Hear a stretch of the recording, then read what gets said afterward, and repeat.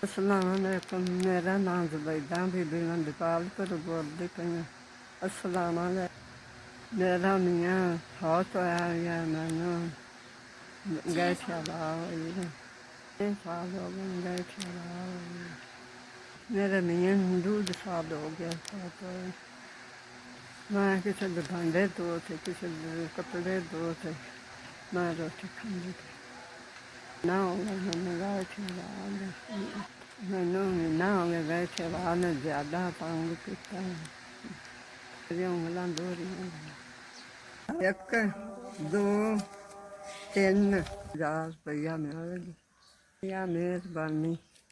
अल्लाह ताला तेरी जिंदगी करे, अल्लाह ताला तेरे बच्चों की जिंदगी करे, अल्लाह ताला तेरे माँ बाप की जिंदगी करे, तेरे बच्चों की जिंदगी करे।